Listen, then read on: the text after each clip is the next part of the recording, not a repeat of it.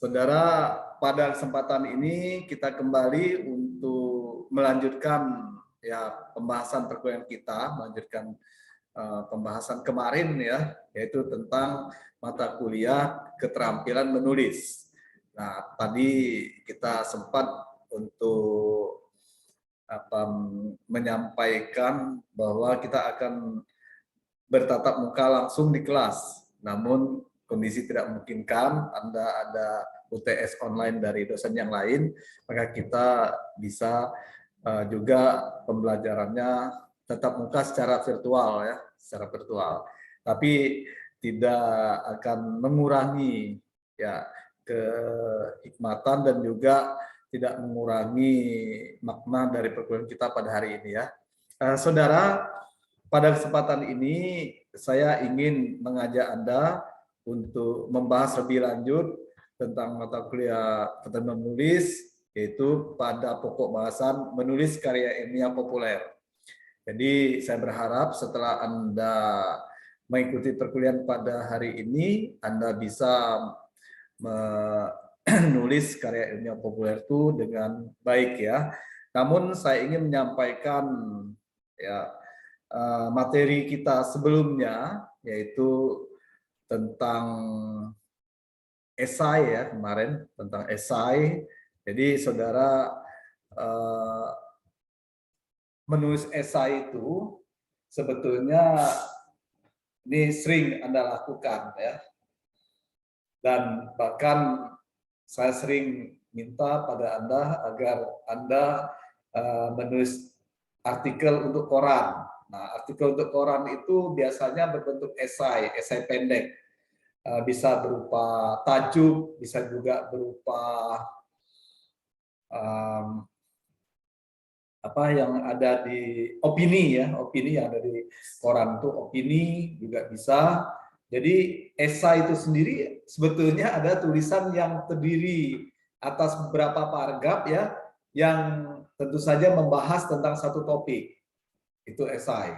Nah, makanya saudara, struktur esai itu sendiri sebetulnya ada 3 struktur esai.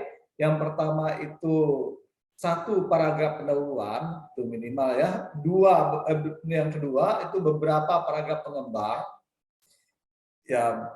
Berarti minimal 2 atau 3 paragraf pengembangnya.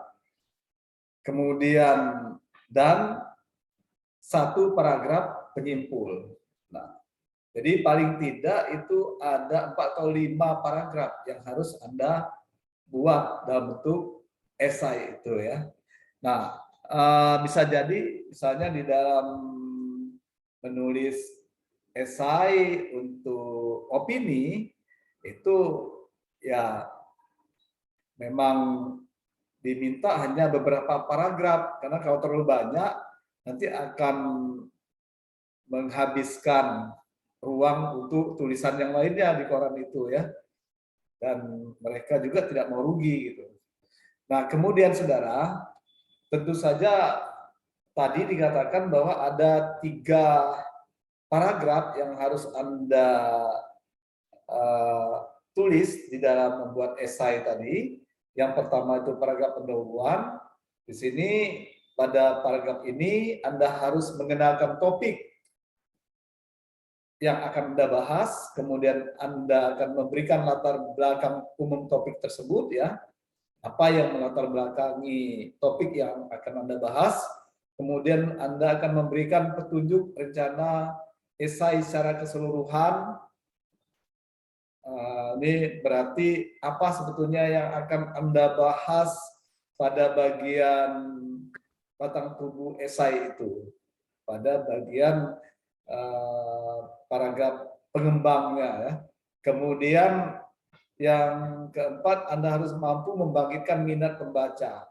Bagaimana Anda itu bisa memotivasi dengan menggunakan bahasa persuasi tentunya pada bagian pendahuluan, sehingga si pembaca ini mau begitu untuk membaca tulisan Anda pada bagian berikutnya atau pada paragraf pengembang tersebut.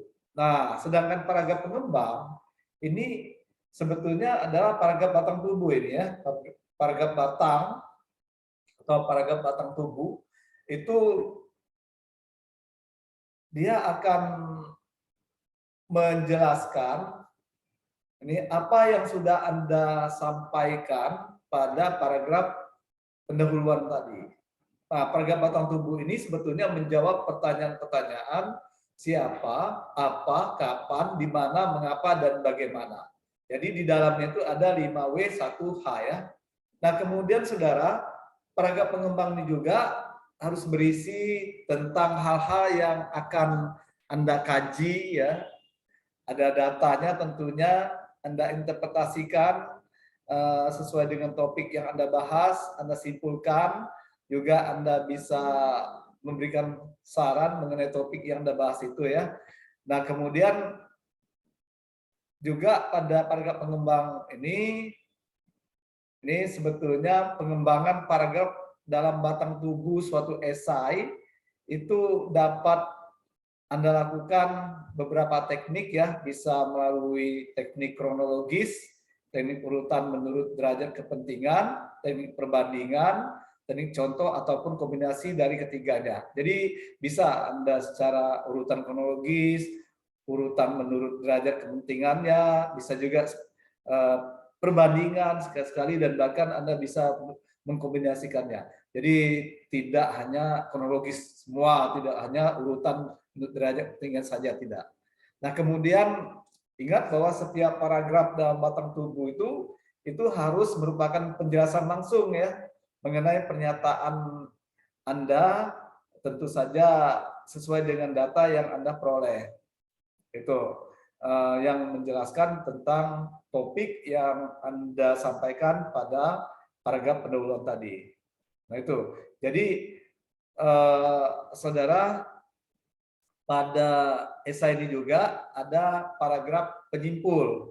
Nah, paragraf penyimpul ini sebetulnya adalah paragraf terakhir dari satu esai yang tentu saja disebut dengan paragraf penutup ya, atau paragraf penyimpul ini dapat diperoleh sebetulnya dengan menulis ringkasan mengenai hal-hal yang sangat penting yang Anda bahas tersebut ya dalam paragraf batang tubuh esai tadi itu.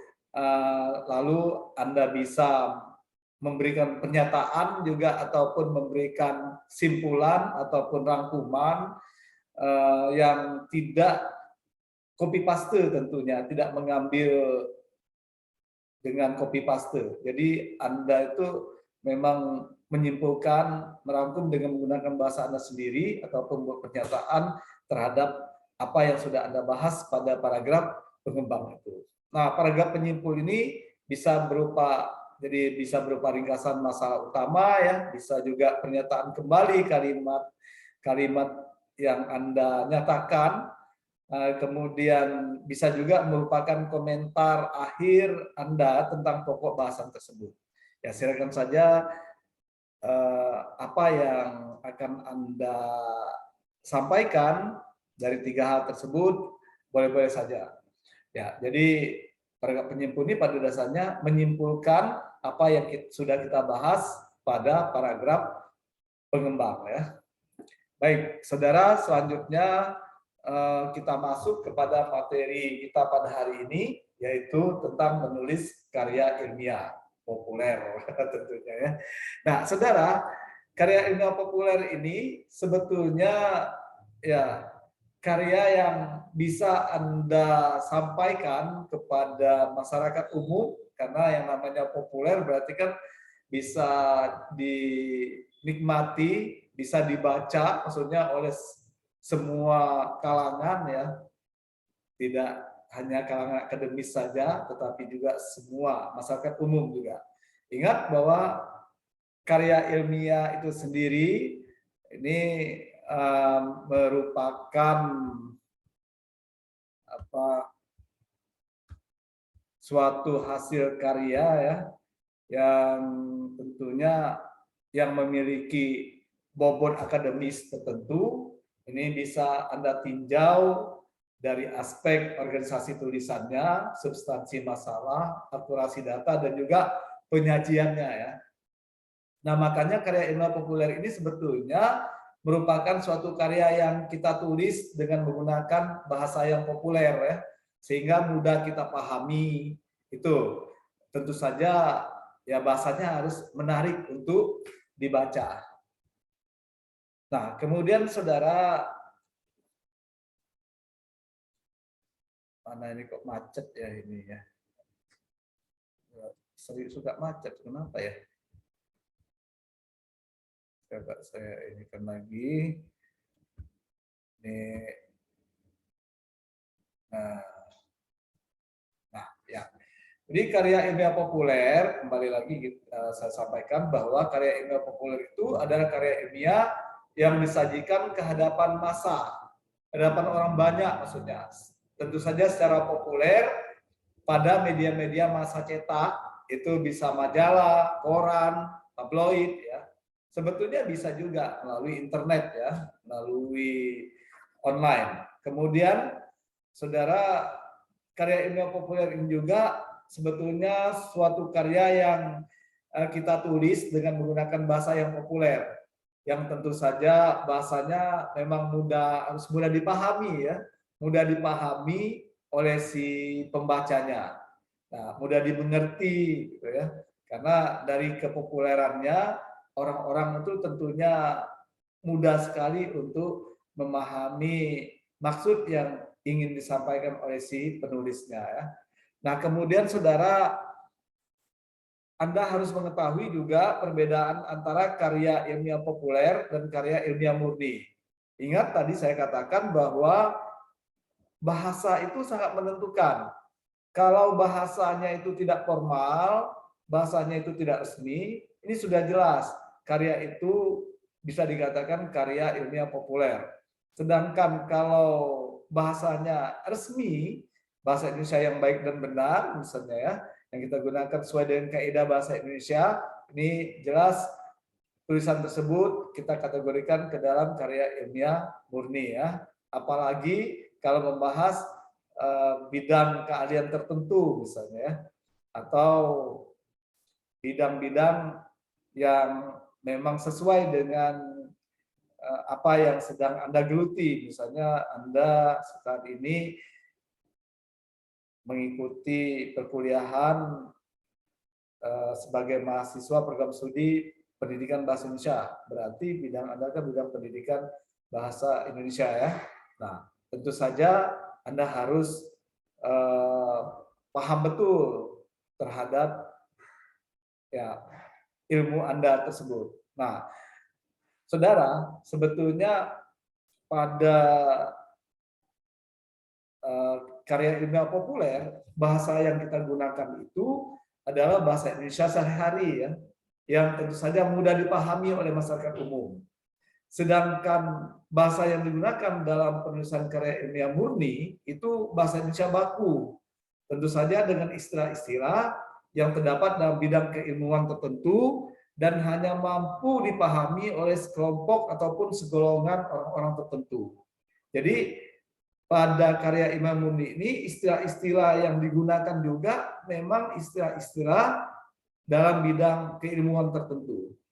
Tadi saya katakan kalau bidang keilmuannya pendidikan bahasa Indonesia, ya bidang bahasa Indonesia. Seperti istilah morfologi, sintaksis, ya. Kemudian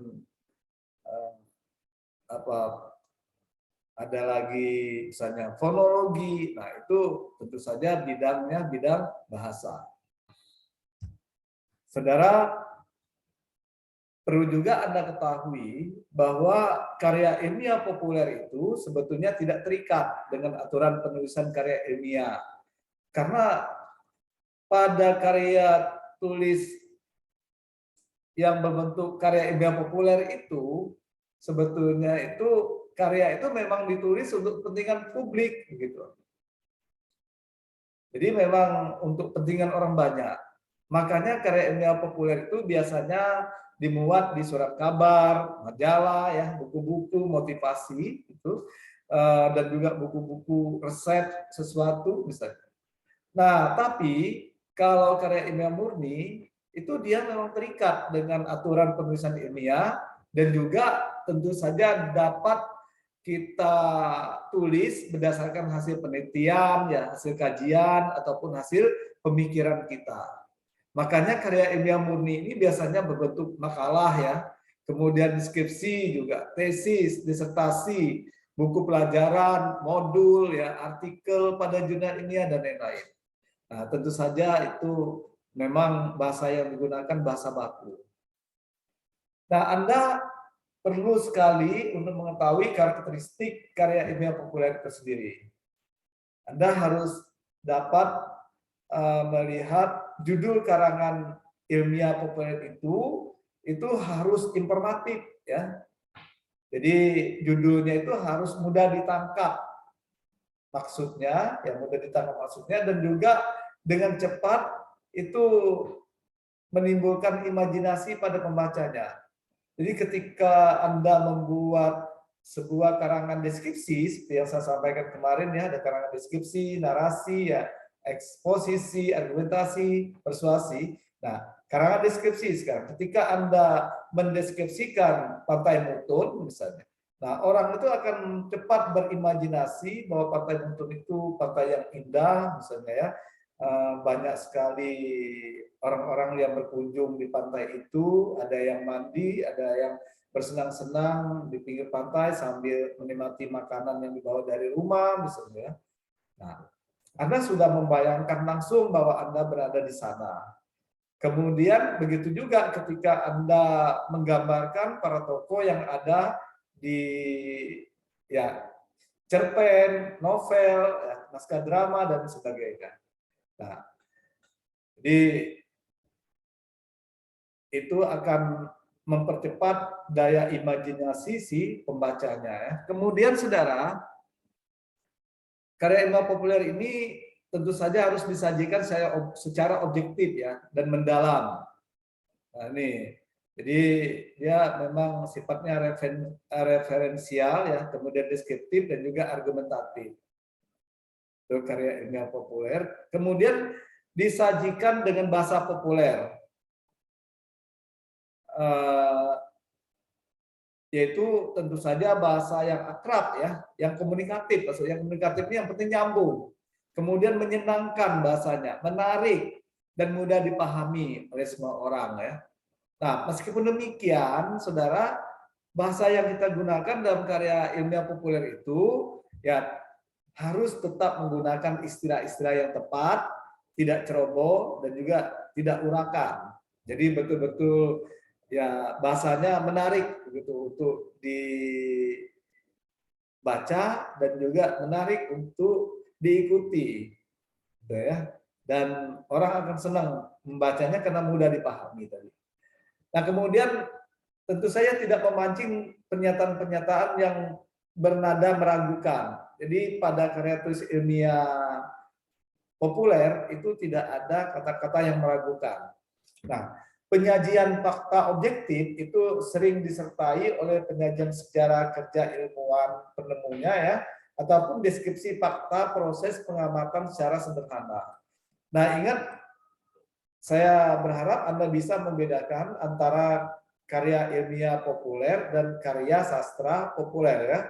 Kalau karya sastra populer seperti yang saya sampaikan tadi, cerpen, roman, novel, ya, naskah drama, atau skrip film, nah itu betul-betul karya sastra populer. Jadi bukan karya ilmiah populer. Kalau karya ilmiah populer ini dia memang berdasarkan fakta juga ya. Jadi sifatnya juga memang meskipun sifatnya ada subjektivitasnya, namun lebih banyak objektifnya ya. Nah, penyajian fakta objektif itu sering disertai oleh penyajian sejarah ilmuwan tadi itu.